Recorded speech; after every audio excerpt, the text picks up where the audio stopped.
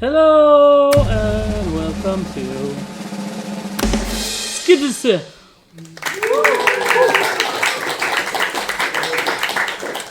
SGDC. I'm your ethically sourced Jesus Christ II. Hey, if you're clapping for this, it means that you believe it. So I don't know what it means. I don't know what perks being Jesus gives me, but I hear I can make wine. So look forward to that. Too bad I don't do alcohol, so I'm not gonna give any wine to anyone. So. All right. First up is Brian.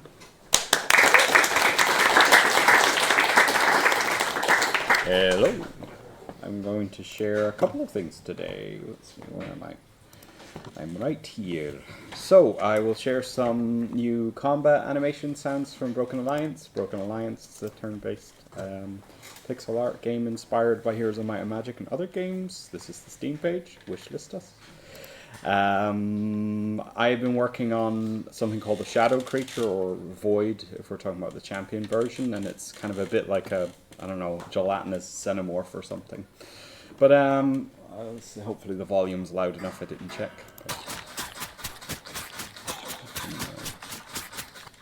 Let's play that again. This is the movement animation. Lovely. So many blades he's got.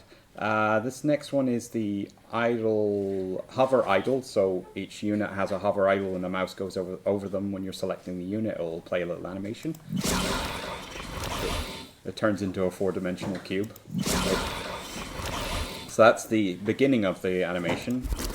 This is it coming out of the animation, and this is both together. And again. So yeah. Next up, the attack animation sound. Let's try it again. It's a quick one. Yeah, it's short and sweet. Then we've got the hit.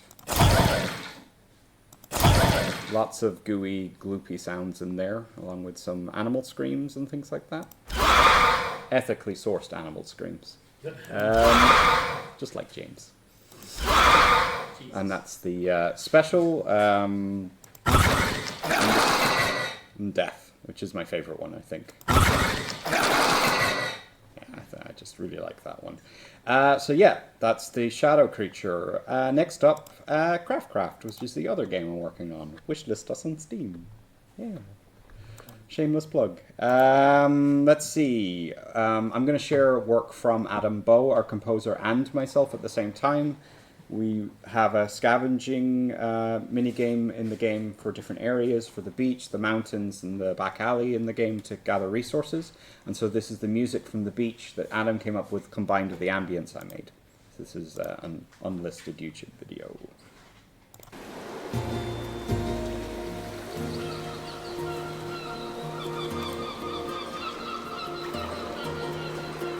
Artwork by Adam Alori, our artist as well. 2 Adams and Brian on this.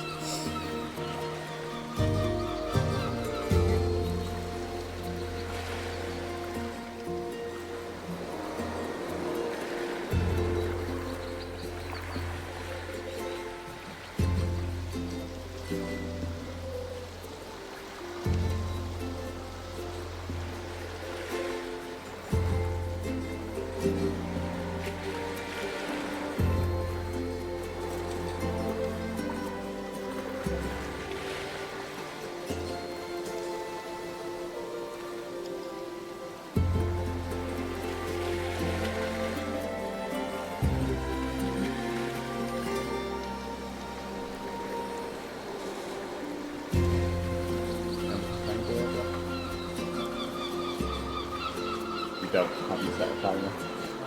It should be good.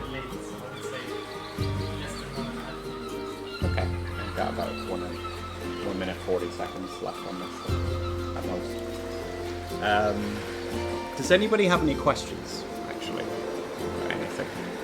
Yep, Sam? Is that a based in a real place, or is that a made-up place?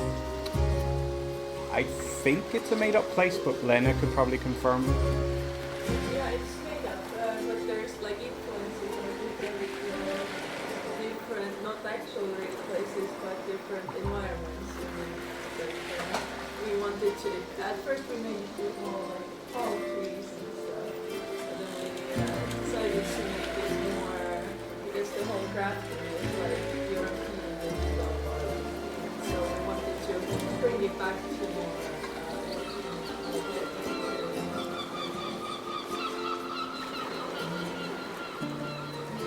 Thank you. Any other questions?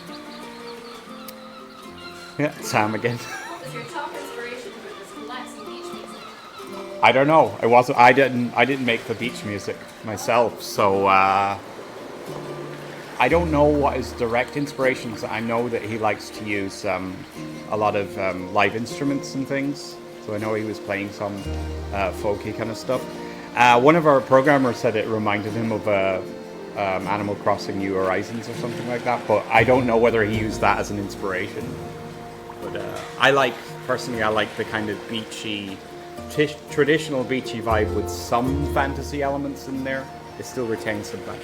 Yeah, he exactly said that he tried to find a cool drum between the stereotypical ukuleles and steel drums on the beach and the magical fantasy of the rest of the song.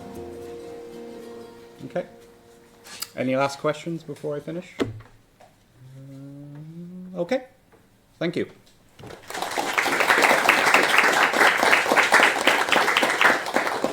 Alright, next up, Glennie.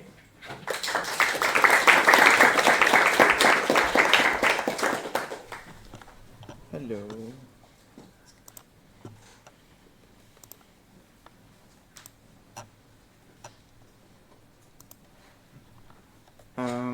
I'm quite bad at saying hi and introducing myself to every single person. And lately, last few months, there's been a lot of new people, so I thought I'll just reintroduce myself. Hi, I'm Glenn. I'm 28 years old, and I come from Belgium. I have I have a bachelor in game development from Digital Arts and Entertainment. I've been living here since January 2023. If you sometimes see me walking around with a collar, don't be surprised. I like to be a puppy sometimes. Music is very important in my life, so these are some of the bands I've been listening to the past few months. I've seen almost all of them live, but not yet every single one of them. But if you know any of these and you like them, please come and say hi. I also love swimming, especially in the lake nearby here. Currently I go every day. I just enjoy the bike ride and then taking a dip in the water. Very refreshing. One of my nerdiest interests, I guess, is public transport. And earlier this month I was in Stockholm for a concert, and then I finally got the opportunity to see the famous metro stations there, and I think they're pretty cool. My favorite games of all time are Hollow Knight and yes, thank you, and Breath of the Wild.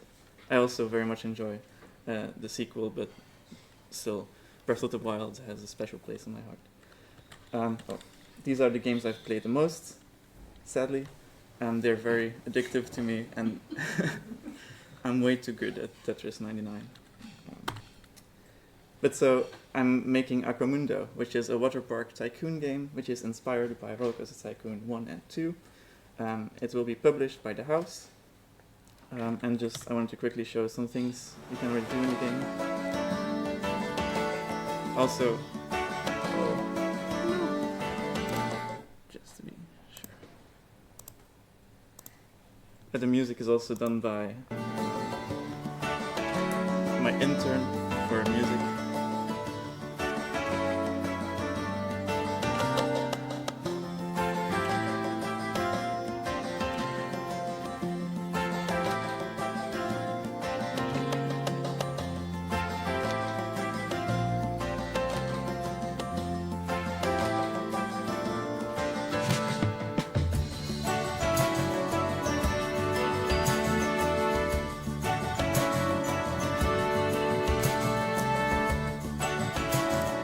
but yes, my passion is physics programming. I would say I'm quite good at it, and also pathfinding. Yeah, I don't know. Of course, those are fixed before you start giving me comments on Twitter and being like, "This doesn't look good." Yes, that's the point. I'm showing bugs. And the past few months, I haven't been able to work a whole lot on the game, sadly, because I have like this other full-time job, which is lying in bed and being depressed. But I'm trying to quit that job and getting back to this one. So I'm slowly starting to work on this game again. But these are some things that I haven't shown yet on SGDC. So one of them is like obstacle courses that you can build on top of the water. So your guests will try to climb and slide and do whatever without falling in the water. And the other one is a visualization. When you're building a slide, you get to see where you are building above the terrain. So it's the vertical visualization. And then one more thing. Okay.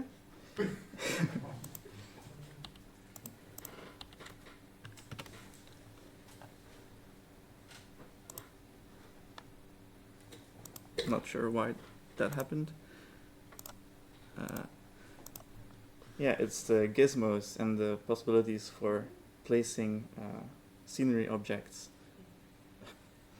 So, yeah, you can do everything almost as if it's Blender. You can multi-select objects. You can have local space, global space, and there's options like you see here, where you can place things and they each get their own random scale and rotation. So it's really easy to make something that looks nice. And then, of course, you can color things and bulldoze them as well. So those are the last things that I hadn't shown before. Yes, if you are interested in the game, feel free to wishlist or join the Discord. The Steam page is very much not up to date. I will add some new images soon. But yeah, any questions? Yes, Lena? You can scale everything as well. Yes. Yeah. And also I wanted to ask you, like, how is with the colliders?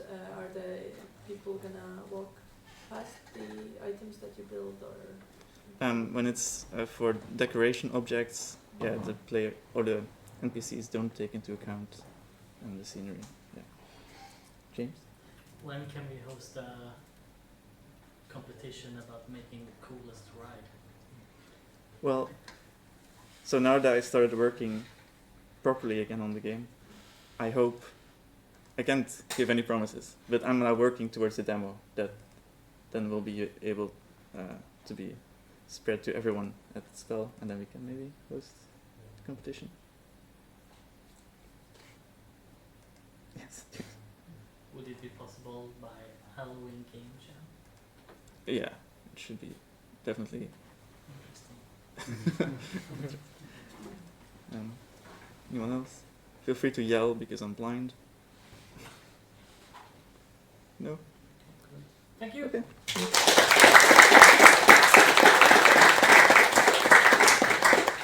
I was just waiting for someone to randomly start yelling.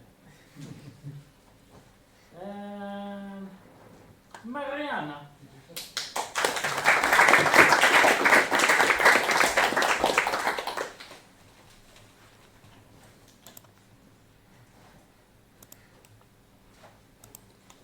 Hi, I'm gonna be mildly tired today to keep enthusiasm for next week's, because just 2 weeks until demo. Yeah. So we released Steam page last week for Gotham 1996, which is a pixel art adventure game taking part in apartments where you can move around stuff and possibly take the stuff to your own apartment. And since last week we have already exactly 96 wish lists, so just 1,900 to go to get the full number. So all you thousands watching out there. So this week I've been doing mostly playtesting, bug fixing, playtesting again. But I also made some things. But I need a lot more things in the next 2 weeks, so I'll be making more things. All the cupboards in the apartments are now openable, so I wanted to show off that as well. And doors, I need to add more detail here, but some update on the doors.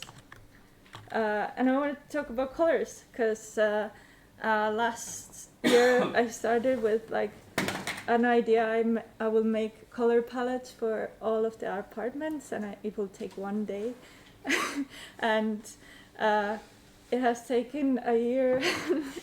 It's still like not perfect. So I wanted to talk a bit about like the process. So this was my initial inspiration, was to have like especially the middle ones, which have like the gray apartment building, but there's like a very intense light, kind of making this like fantasy nostalgic world. And also the way you walk outside in the night and you see all these different apartments lit up, and it always looks very colorful because the backdrop is very kind of monotone. So I kind of wanted to have some of that, I don't know, grayish back tone and bringing in bright colors. Right now I've landed on, well, this was like my first sketch for color palettes. But right now I've landed on, this is the starting apartment. So it's, since it's kind of empty when you get there. So I wanted to make it as the gray apartment, so to say. But over time I also added in things you can unpack, which come from your previous life with your family. So I added this grayish palette, but also like pink, green and yellow to represent your family or like home life and childhood. Also I used this palette searcher tool to find some cool palettes. So if you want to also find like kind of a starting point, this is a really nice one because it has like very simple palette lists, and then over time I have just added colors. As you can see, it's slightly random, but it still like comes together. And this is apartment 5, which is more bright because it's more lived in. So it's the pink apartment. It's where the mechanic lives, and overall the game will have 2 warm colored apartments, pink and orange, which are like in the story represent like a passionate dweller, and then 2 more cold toned apartments, which will represent like a more mystery vibe to the story, like a more logical mystery puzzle. But yeah, also one thing I kept in mind was to keep the background things like the wall and the cupboards a bit less saturated than the items. And the last thing I wanted to show, which there's not a lot to see yet, but I started building a NeoCities website. There's basically nothing there yet. You can go to Steam from it. But NeoCities seems like a cool place to do a 90s style website, so if you are into 90s, then I recommend. You can just do HTML and CSS, and there's no cool style. It's all you know. But that's it for today. Any questions? Thank you.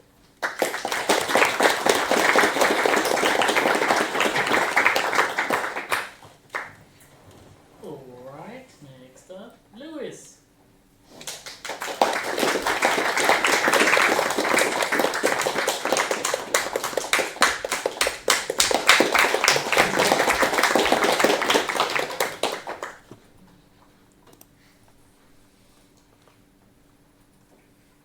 Go to message request Oh. top.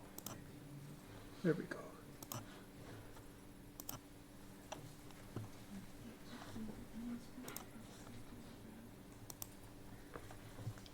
Hi, I'm Lewis, and I used to work at an animal rehab, so these are a lot of the birds that I worked with.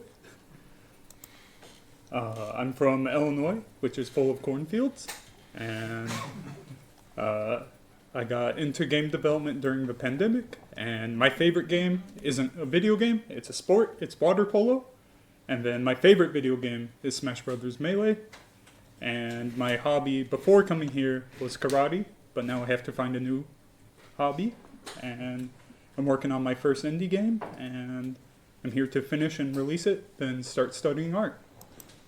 And this is the cover art for my game, done by my former roommate Bailey, and it's a top-down camera view version of like Smash Brothers. And so it's got the damage system where as you take damage you get knocked back further and faster. And yeah, and I'm making it in Unreal because I wanted to study like more intricate netcode. And that's about it. Any questions? What is? Do you know what's happening in Illinois? Because we have so many Americans from that state. I don't know. We have a lot of game developer meetups, so maybe word gets around through that, but I go to a lot of them, and I didn't hear about this through them, so. Will we have like a tournament for your game? Yeah, that would be awesome. It's getting pretty close to being done. There's a lot of like high latency bugs that I've been fixing, and then I have to do character balance, but other than that, it's pretty close. So hopefully in the next 2 months. Yeah. How long are you planning to be here for? So I'm hoping to leave in December, but I have to apply for an extension. Alright. What's your favorite video game? Favorite video game is Smash Brothers Melee. All right. I'm a Peach main. That's why there was a picture of her.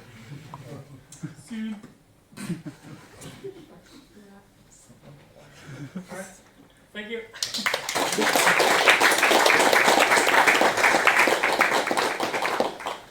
Everyone knows Ness is the best. That's true. Next up, Andreas.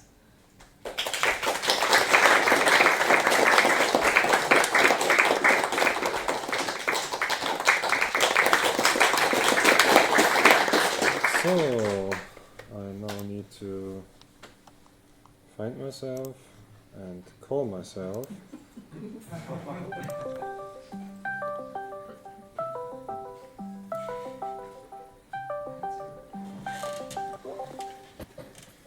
Okay, now I need to mute myself and transfer my screen. Chop it up.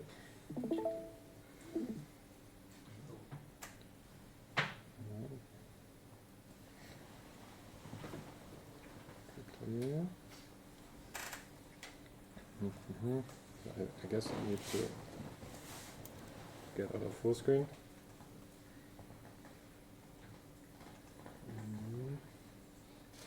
I hope this works now.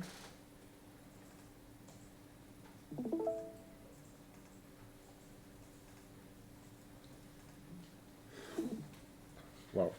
Okay, let me share my whole monitor. Does this work? Wow. I guess. Is there any other way I quickly can share my screen? I don't know. Otherwise, I would need to come back later because it We doesn't. can try again later. Yeah.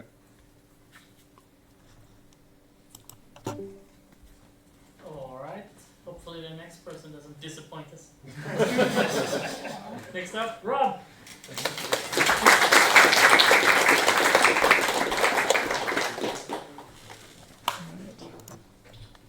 Try not to disappoint.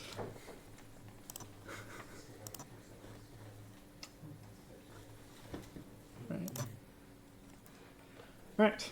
I'm Rob. I put off this introduction by a week, so I've probably met a lot of you already, but for those I haven't met, a little about me. So, I'm another American. I'm from Colorado. Probably not going to be staying in the US long term for various reasons. I'm doing some country shopping and traveling the past 6 months, kind of while doing some indie game development. So, for that time, I spent like a month in Barcelona, 3 months in Japan, a month in Korea, and now getting to 6 months coming to here. And I'll be here till early October. So, and then gonna go off to the UK and then home for a little bit. And then after that, who knows, maybe back here. So, previously I've done some other long-term travel trips to those countries, so feel free to ask me about them at any point. Previously, I was a web developer, so I've been doing web and mobile app development professionally for a little over 7 years at this point. I was a dev lead, overseeing a couple different teams, so there's your web dev stack. If any of those look familiar or you want to ask me about them, please feel free. I'm happy to talk to anyone or help anyone out as far as web development goes. So, yeah. And I'm a little bored of web development, and I'm taking a stab at indie game development. And yeah, so I'm a newbie at this. I've been doing this for about 9 months at this point. I love Godot. That's the thing I've been working with the most. Did a little bit of experience with Game Maker before this, but not a ton. And I'm working on a 2D neon lit tower defense game. I've showed a little bit to some people, but I'll have more to show to people soon. So, and that'll be my first commercial game, at least, that I release on Steam. So, yeah, I'm hoping to learn from all of you. So, yeah, please feel free to ask me any questions, and hopefully I can do the same for you guys. And favorite game, since I see everyone ask that question.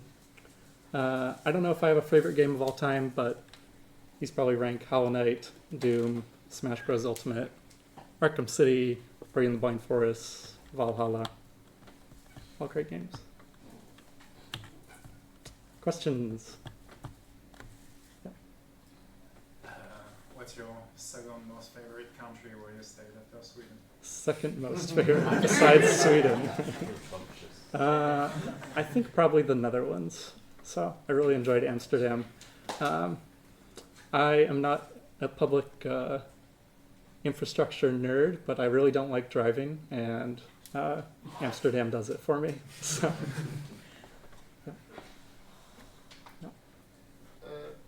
You said you're using Godot. Yes. Or at least you showed, and I don't remember if you said. Yeah, I'm using Godot.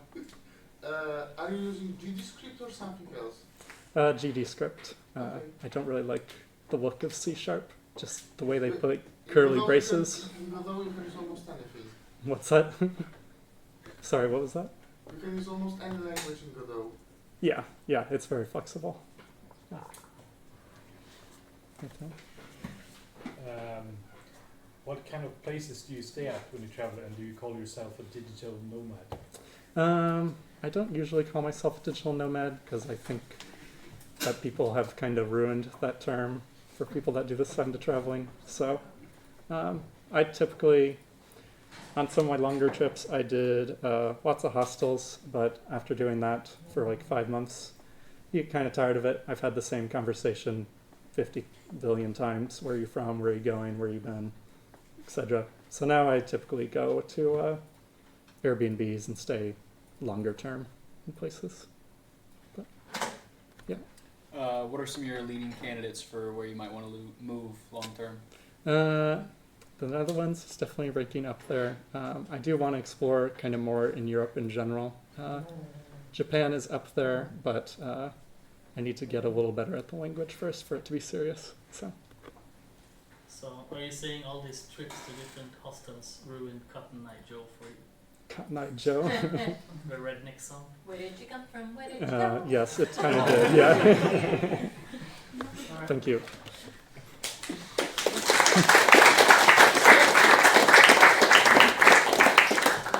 Fun fact, I don't know if it's fun, but it is a Swedish group. Yeah. We're sorry. We just looked at America and went like, yeah, this is America. It's not an American song then. Alright, next up, Marike.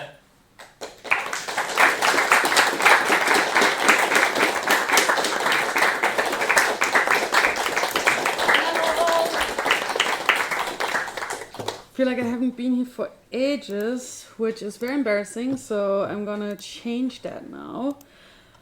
I've been far too overproducing this presentation, so I apologize.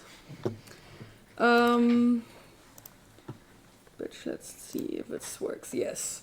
So, I've been working on a lot of things, and one of them is my portfolio. And this is basically a Frankenstein thing of like, I use the SGDC presentation as like forcing me to actually do shit. So while yeah, I love SGDC and I love working into it, this will be used for like, putting it on ArtStation, all this kind of stuff as well, using elements of the art in different platforms and introducing myself because yeah, I'm doing a lot of stuff and you will hear about it in the next weeks. The picture here, I will have a lot of reasons for a lot of anger, so bear with me. But I'm introducing myself. I'm Marike, I'm a 2D artist. I've been working on indie games in 8 years. And I want to create, authentic, meaningful stories with my art. And that has been something that been driving me a lot. I love going into details and look out for all the little things, and that's why I spend far too much time on figuring things out and over design a lot of stuff, but sometimes that's a good thing. You can reach out to me on LinkedIn, X, and I have my portfolio on ArtStation, and there will be lots of stuff to come. Here you have a little of an overview of my experience. I have a master degree actually in leadership in the creative industry, which also comes towards transmedia storytelling. I have a bachelor in animation and game, and surprise, I did game, but I also can hand animate, by the way. I have a lot of skills that I've been practicing on, from art direction to UI/UX design, prop art, character design. Here are some projects I've been working on. And then under my hobbies, you see some stuff. I love listening to music because, I'm also a bit neurospicy, so music is great. Very obsessed with Ghibli movies, video games, I feel like that is included. I love making cakes, hiking, and I do a lot of bullet journaling as well. But for presenting you what I'm actually also doing, I'm going to take Calcium Chaos as an example. Here I've been doing character design for a while, and here you can see the mood board for the nerd character that I've been working on and also finished, and I'm going to show you the process now. So that's how I start. I put everything together and try to put extremes. I want to explore as many directions as possible. I pick color palettes. I try to give them a mood and turn them into a person. From that, I start to do sketching. So all the designs I did were all the references I picked were gender neutral or age neutral. And then I put it into different kind of backgrounds and really try to explore and push into the direction what a nerdy character would be. They would be responsible for writing the compendium about all the monsters in the game. So they needed some kind of things to explore, scan for things, and I designed this little drone that would be either coming from a Switch where you could scan stuff, or then the little, oh my god, how the fucking call this? What's the little astronaut thing that they shot in the first satellite, and he has now little legs to grab up little probes. We really liked number 1 though, and so we developed that one further. So I made iterations on her.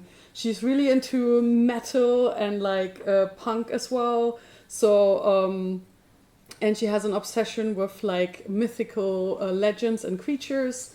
So yeah, you see a lot of Yeti and Nessie and Frankenstein and Cerberus references on her outfits as well.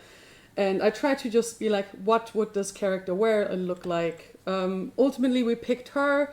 I made like a character sheet quickly for her and designed her colors and all this kind of stuff and tried to really make her like, this is a person and she has like expressions and feels real when you work with her. Because the style of the game is obviously quite different. There had to be a translation into style, which you can see here as well. This is one of the processes where the artist that did the character design, we went through different outfits, and I've been trying to like also like push on how can I simplify the style I have envisioned for her into multiple versions. And then at the end, we ended up with her final look.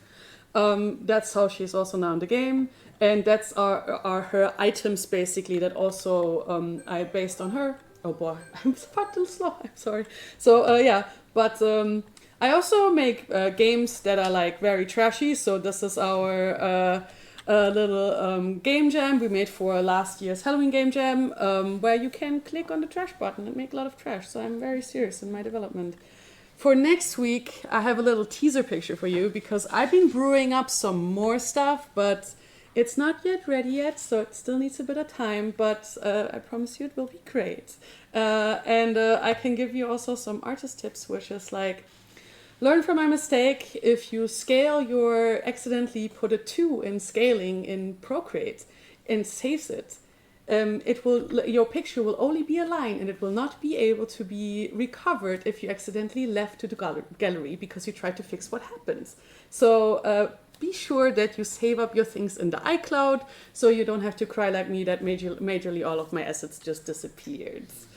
It was very sad. But let's keep working on these things. So thank you. Any questions? Right. What is your favorite cake to eat, and what is your favorite cake to bake? Oh, you are asking the real questions. Good. Okay, so I love baking too complicated wedding cakes where I can go crazy on designs. I once made a wedding cake where I used icing as paint and painted a mountain landscape on it. So that was really fun to make and a bit insane. Eating though, I like things with custard and sugar. No, that's too hard to answer. All the cakes. Probably something like strawberry with whipped cream and marzipan and stuff. Yes. Any more questions? Yes. Least favorite game. Fuck, guys, what the fuck? Ooh. Maybe the only ones I haven't seen yet. Oh yeah, okay. That looked very, very off. That's true. I have even forgotten the name of it, so probably that one. I meant all of them. Okay, that's allowed. You can just hate them. Yeah, okay. Thank you so much, and then I'm going hiding away again. Aren't all of them animated? Yes. The 3D ones are, like, I thought you meant the 3D animated one. That was really spooky. Okay. No, I meant all of them. Okay. Next. Just a joke. I love Ghibli. Next up, Andreas again.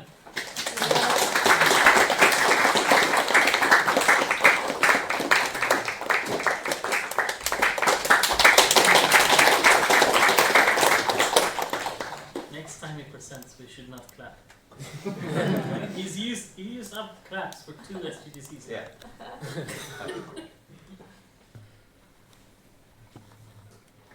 Ta-da! Okay, the quality seems to be not the best streaming, but it was yeah. I want to present to you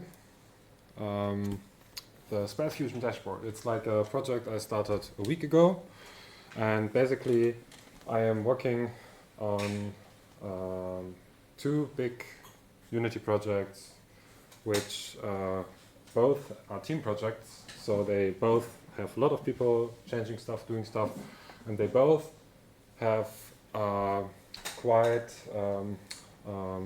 high performance needs. Like they are both targeting, the one is targeting mobile, the other is targeting WebGL and mobile. So we have a problem of that the game needs to be very small and very performant. And to check for that, I wanted to have like a visual and quick overview of everything that's going on. So I made a dashboard where I collect all the build logs of my Unity automated builds, and I can go into them, and I can see stuff like warnings, code warnings. I can see, there's a lot of fun. I can see the project size, like visualized. I can see directly which assets are how big, and my plan is then to visualize this over time. So I can see like, okay, someone did a new commit and the build size was increased by 20 megabytes. What did you do? Or like set an alarm or stuff. I can also, I can see also if build fails, and then I can, let me go to the, I have an extra branch for this. Then I can see, oh, yeah, the method does not exist. And I also want to automate that people get like alerts like in Teams saying like, hey, you broke the build, fix it. Also, I have an overview of my game servers, if they are currently online or if what their uptime is. And I can also go and look at the logs of the server. So if I would now trigger a new error on the server, I will now look for a player called SGDC, which doesn't exist, and we will come back to that later because it needs a bit of time because of the caching there. Then I also have my own translation tool, which I now integrated in that dashboard as well. So I can see, like, from my game, I have different translation categories. I can visualize, okay, how many of them are already approved by my texter, and I can also edit it down here. So I can say, okay, I want to edit the translation of the keyword damage of all enemies. And then I can see, okay, deal X, sprite damage, mods to all enemies, and I can see the visualization with an icon, like of the game icon damage. And if I would take, let's say, block, and I would also, I have the block icon here. What I did is I built this, so instead of saying like, okay, I'm just gonna make everything myself, I basically built this up on different tools, and I just collect all the data. So I'm using an open source data management tool called Directors, where I have the translations, for example, and which is quite cool because you have like revisions and you have comments, so no one can basically delete stuff they shouldn't. Like even if they would delete stuff, it would always have in history. I can revert it back, and all my Unity build logs are also here. And it's just a little bit less, I would say, readable in this source. And also I'm using BetterStack for collecting my logs, so I can then access this via API, and I'm using Uptime Robot for the uptime tracking, and then I'm using their API also to collect it. So basically I'm just saying, okay, I'm using free services that are available to do stuff, and I combine them, except like the Unity build tracking. I mean, that's not a tool that like I need to write it myself. But what my vision is for the future is that when the build is done and it's working, it will be put on a test device, it will do some benchmarks, and it will upload the results back to this dashboard. And also that I want, okay, last thing, I want to have a play button that if you click it, that you can play every version that was ever made of this game. And now as the last check, I can just show you that there should be an arrow. Okay, there's no arrow, but yeah.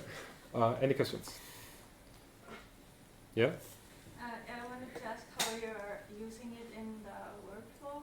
Like, do you have like a kind of, are you sharing with the others, or like how using it in like checking it regularly, or how have you planned to use the tool like in practice in the everyday workflow? So basically, I will share it with the team, and it's just that in both projects we have a goal that we want to achieve. For example, for my customer project, we wanted to run at 60 FPS on a specific PC that we have pre-designed.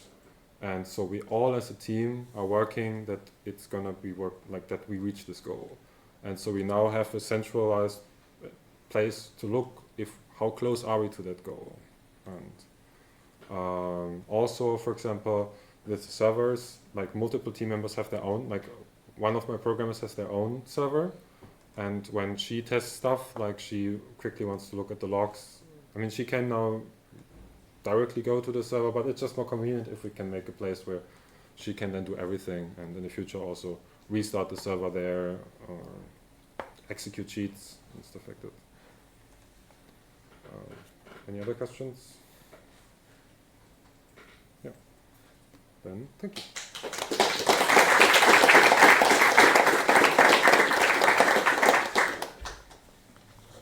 Alright. Next up. Adrian.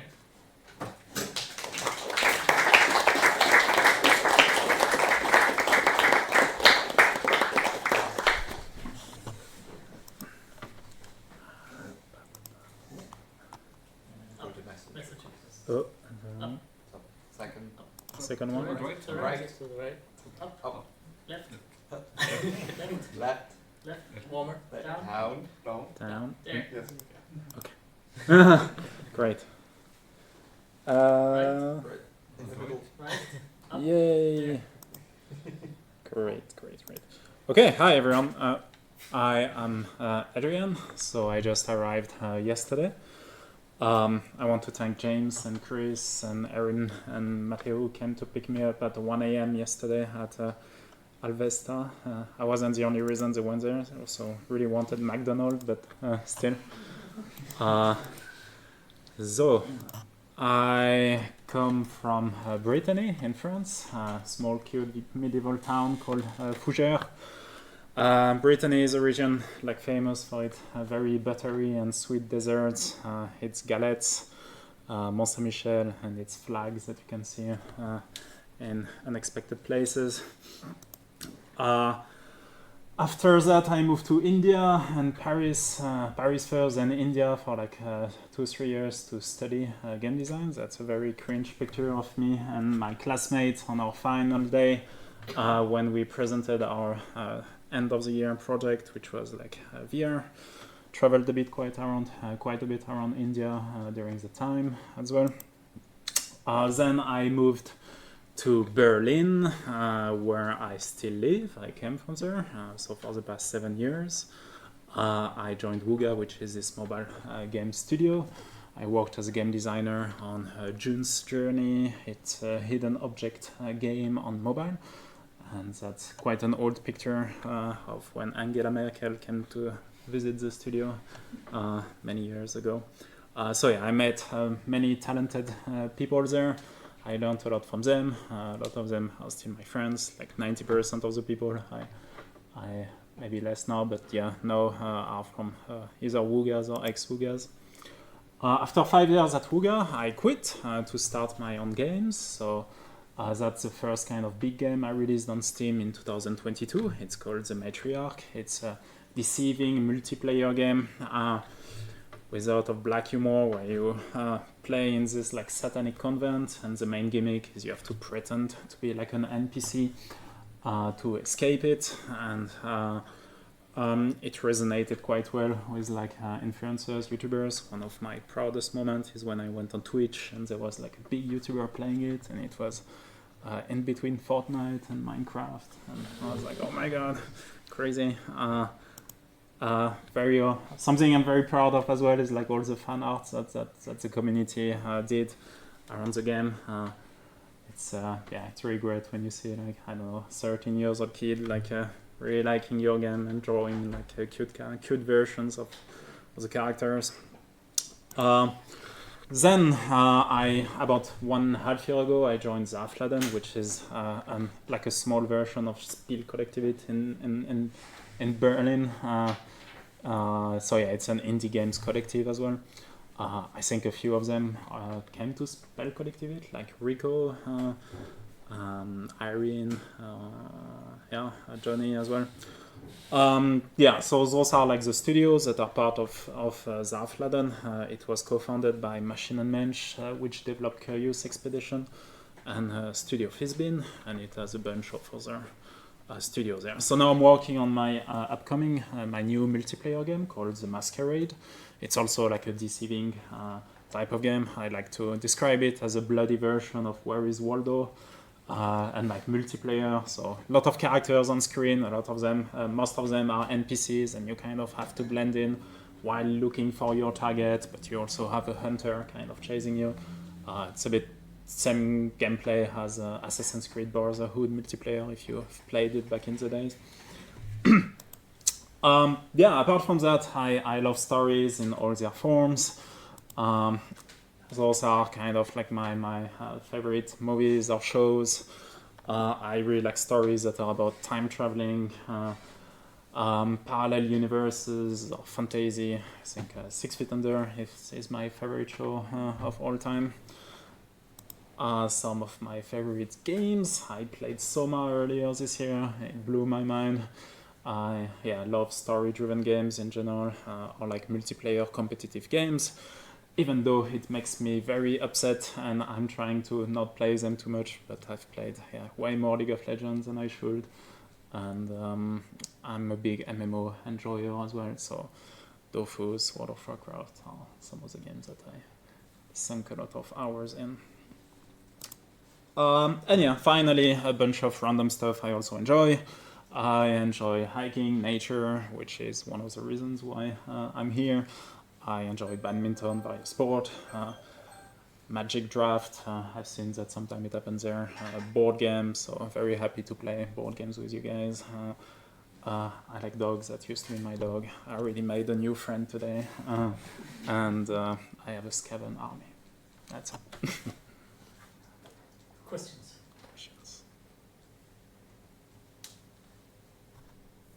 Yeah. How long do you plan to stay here? Just 2 weeks for now. Then I'm traveling a bit again, but I most likely will come back for long. Did you watch the TV series adaptation of His Dark Materials, and how did you feel like it? And I liked it quite a bit. I think it's still not as good as the book, but it's definitely better than the very cringe movie that released, like The Golden Compass, I don't know, 10 years ago or something. I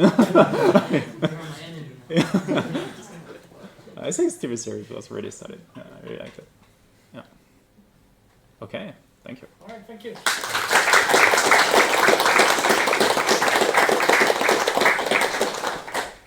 Fucking love kids movies. Next up, Konstantin. All right.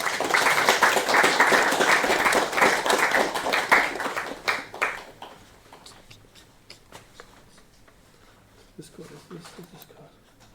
See it here. Alright. Slideshow time. Alright. Yeah, I'm Konstantin. I'm the creative director at Lunch Money. Glorified game designer. And we're making Calcium Chaos, which is published by The House. And sadly, this is not about Calcium Chaos. Luckily, Mareke already showed you a bit. So this is about Hand of Seasons, our new game, which is not called Hand of Seasons anymore. It's called Tarot now. So might be a bit confusing. Yeah, we're moving away from the fantasy card game. It was a roguelike deck builder. It's still a roguelike deck builder, and moving into tarot. Yeah. And so we're designing new characters. These are some of the factions. These are cups and swords, which are two of the suits in tarot. And this is just some really early silhouette design for different characters from those. They're still kind of in the Nordic universe, so the cups will take inspiration from Nuken and other like sea creatures from Nordic mythology, and the swords will be harpies, bird people, stuff like that. And here are some of the early versions of like quick card designs for the cup people. And this is my quick mock-up for our artist about the changes from the game. Earlier it was 15 cards, now it's only 10 cards, and they're tarot cards, so a little bit longer. And just shown our artist where stuff will go. And you might see these sticks, and those sticks are the hands of the bosses that will go in and poke the cards. And this is my mock-up for the dryads, so they have sticks for hands. And this is our artist rendition of the first version of those.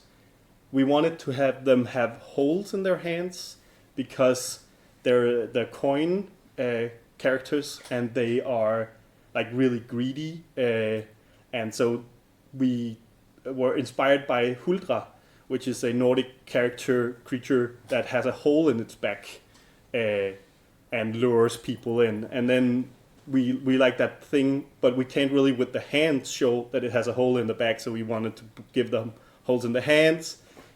Got a little Jesus-y, so we might redesign it a little bit. We have made some other iterations on it, but it's a cool version. And then we have the sword people, the harpies, and their background. This is some early stuff. The background's of course not finished, but to give you a sense of the vibe of the bosses and the characters. And Nuken, the lake creatures, swamp creatures. And then sadly I don't have the background in big for the last one, but they're like satyr. So they have red fur, and they're the wands characters, so they are like wild and emotional. And here are all this is a very small version, but here you can see all the different boards and the vibes from the different factions. And yeah, we're still really early on, so this is just a quick look at some of the art and the universe this is going to take place in. If you want to talk to me about it, just come to me, but if you're not here, you can always hit me up on those social media things. And questions? James? How much does this differ from the original Hand of Season game? So, let's go back to this. The design is basically the same. I'm moving stuff around, but it doesn't have anything to do with the going towards tarot. There are of course some things we want specific tarot cards' meanings to like reflect their abilities, but in reality it's basically the same game, and the things I'm moving around are only because of game design reasons and not because we're moving to tarot. James again? Why? Why tarot, or why are you making this move? To tarot? We are making, or in general, like why did you feel something was off with the... Yeah, so there are two things here. So the first thing is why are we going towards tarot? And that is a big reason that we talked to a couple publishers, and one of the big feedbacks we got was this is hard to like communicate what this game is about. So having it be a fantasy, own universe, roguelike deck builder, fantasy is such a broad genre, and it's so oversaturated, so it's really hard to just communicate quickly. And making it a tarot roguelike deck builder just really easily communicates it. It's way easier for publishers to market. So that's the big reason. It also like pulls people in because a lot of people like seeing like new ideas for characters. You saw it with Hades, where their largest success was also based on an earlier like Greek mythology, and people really love the redesigns of characters. And Tarot just has so many cool characters. Like you can make cool design of Judgment, the Tower, like all of these characters are gonna be in the game, so it has a stronger pull than just generic Nordic inspired fantasy. That's the Tarot thing. Design wise, going towards 10 cards instead of 15 cards, and like scaling some things a little bit down is because I think then it makes the cards, singular cards, more impactful, which makes us like put a little more work into having a little fewer cards, but they're more interesting and have more like synergies, and the like individual cards become more important because you have less of them, and destroying cards become more important. So it's similar to, it's inspired, that move is inspired by Inscription. And looking at Inscription, it's really like super minimal board size. It has, you have 4 placements for your characters, and that really makes every card super impactful. So that's the reason for gameplay wise. Brian? Couple of questions. First of all, do you plan on using both like major and minor arcana in the game? Yes. So the whole lot of it. Second, will there be like inverting the cards and stuff? For mechanics? Yes, there will be. Well? The inverted cards will be a little bit different from like normal tarot, where the inverted cards will basically be extra cards. So you will have the 4 of Cups, and then you will also have a different card that is 4 of Cups upside down, and because that also gives us a little more cards to work with.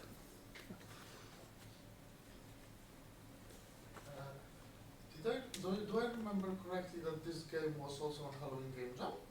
Yes, The original, I mean. the original old school version of this is on itch from the Halloween Game Jam. Yeah, it's true.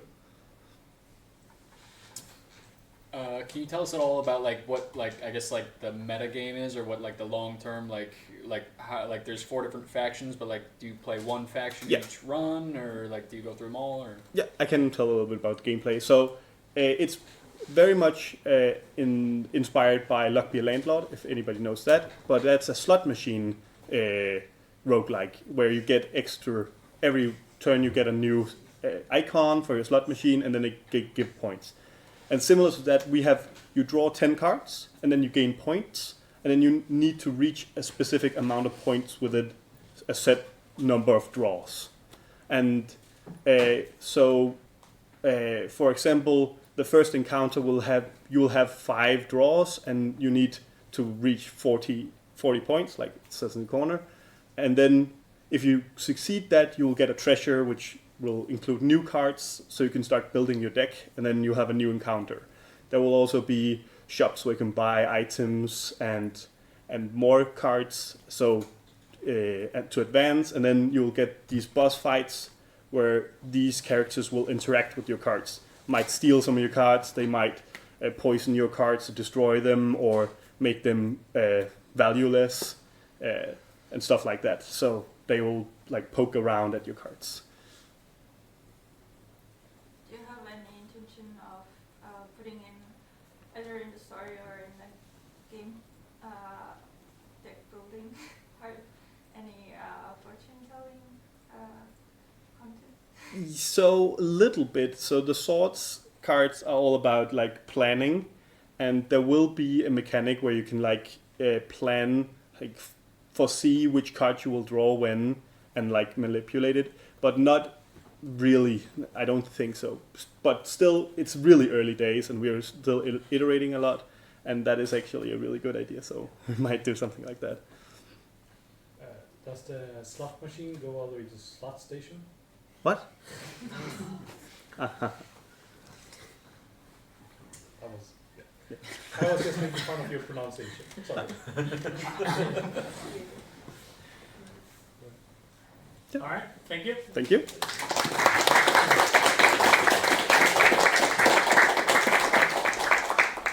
It's only about 24 hours more of those jokes. Then Then it's gonna be my shitty jokes. All right. Next up, Philip.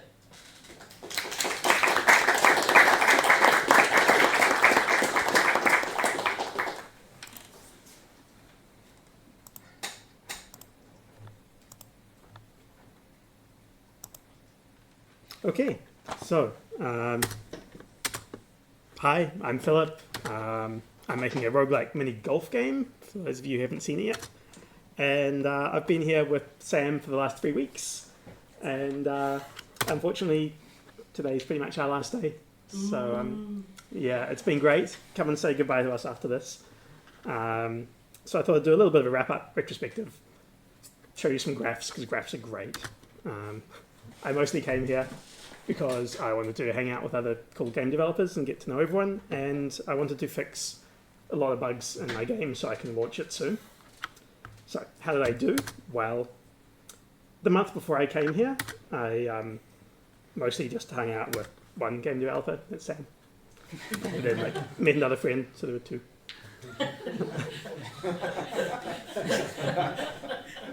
The last 3 weeks, well, it's been pretty great. So it's going to be sad to leave because you're all amazing people, and that was a huge success hanging out with cool game developers. Fixing bugs and up to par. Well, I went through my backlog and saw how many files I changed each day in my version control, and you know, I did some work most days, and this day here we actually went on a walk to a forest and went to the lake, which was great.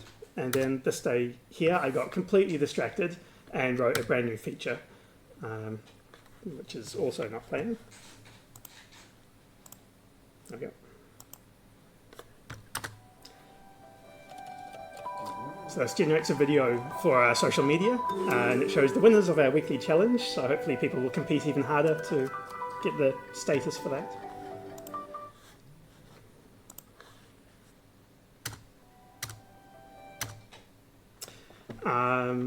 But you know, did I actually get any bugs fixed? So I came here, I had 109 bugs, and this is a quote from my QA tester, who decided it was a challenge to give me more bugs than I could fix.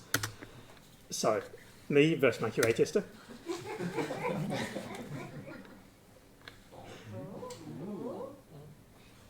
It's I would call that a win. I think I've made good progress.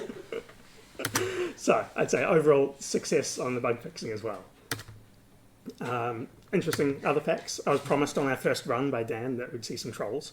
So we did indeed see some trolls. I can say there are no trolls if you go onto the other side of the road, you're under the bridge. But if you go out the forest this way, lots of great trolls.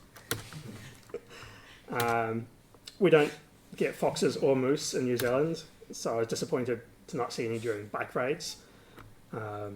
Except 2 days ago when I saw a fox and a moose on the same bike ride. It was awesome. Also, you know, sauna, stabbed with some phone swords, lots of amazing conversations, lost at croquet, enjoyed the meals, enjoyed the spikeball, board games, prototypes, lots of toasted bread rolls, just generally had a great time. So thanks for having us here. It's been super awesome. That's it. We're off early tomorrow, so. Any final questions? No, okay. Are you guys coming back at some point? I hope so. It's we leave here on Friday morning and we get home on Monday morning, so yeah, we'll hopefully be back, but it might be a while. Yeah, no, I'd love to come back. Sam! How did you get the charts to go boing? Oh yeah, I spent far too much of my day getting the charts to do the animation. I wrote a custom script and everything. Do you have a planned public release date for the golf game? It's still in 2 months. Rude, Brian. Yeah, no, I've been saying that for about a year, but it feels like it's closer. Oh, rude. Yeah, no, you'll be the first to hear. All right. Thank you. Thank you.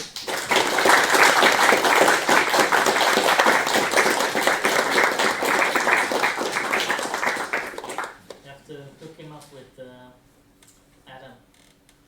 If, I don't know if Adam needs more friends, but it's at least one game developer who also exists in New Zealand. Yes. I think. Next up, okay.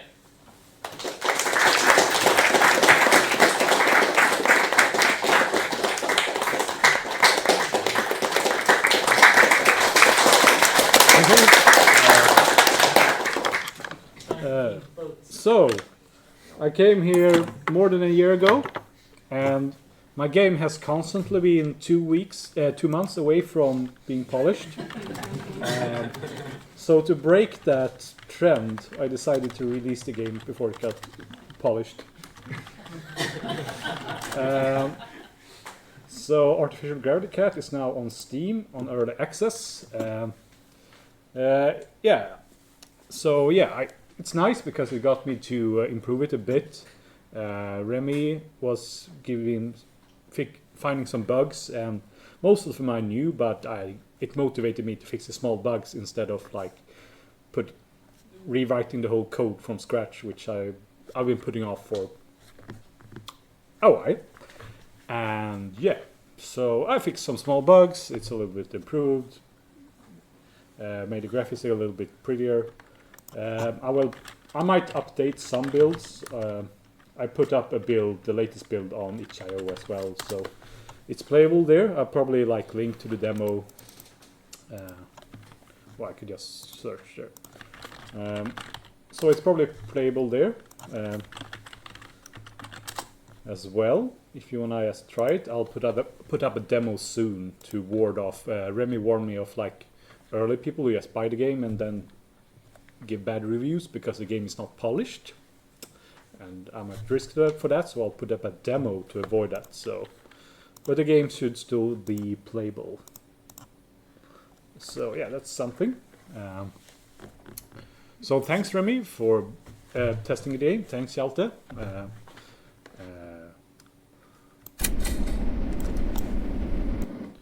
So yeah, so you can if you want to try it there, or if you want to buy it and give me feedback, that's fine. It's a bit early to give it to anyone, I'd say, but I'll try to improve it in the next coming months. So yeah, I'd like to thank James for having this place up, and I hope it's still standing when I decide to come back. Maybe. And I want to hold some more competition. I was holding level competitions before. So there's so maybe you want to design levels, or maybe I can have a speed run. I'm gonna try to do that. So if you wanna do that, you can contact me on Discord. I have a Discord. I link it on on the Steam page, so you can find the Discord to my game there. And you can have fun enjoying levels like these, where you have to find the path.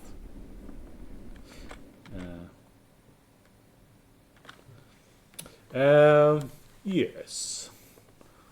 And thanks for the food. Are the chefs here? I don't see any chefs. Questions? Do you have any Steam achievements? Yes, I've actually added Steam achievements. So you can. I added some 3 Steve achievements. So can you see achievements here? Yeah. So you can. It's how many levels you clear. So I'll add more achievements. Yes. Having spent a lot of stand-ups with you over the last year, how many hours would you say you spent looking at triangles? I mean, it's like a philosophical question. Isn't games all triangles? Yeah. Some might say you do have quads as well, but really they're just triangles as well. Yes. What about Gaussians? What about Gaussians? They are not triangles.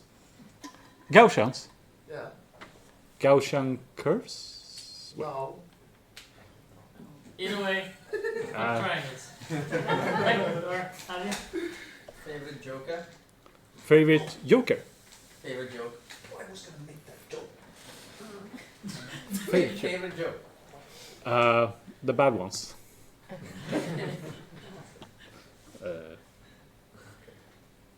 Thank you. Or one question. One question. This last one. There is an achievement called New Achievement Name 1-1.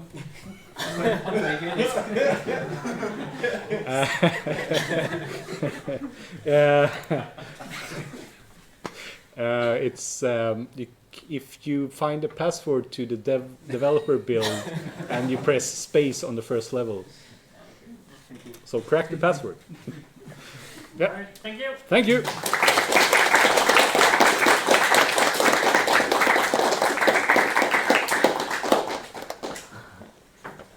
All right, that was it for today, for the online part at least. We have a bunch of offline ones as well. Yeah. What? Just like I was thinking if I should share my favorite joke.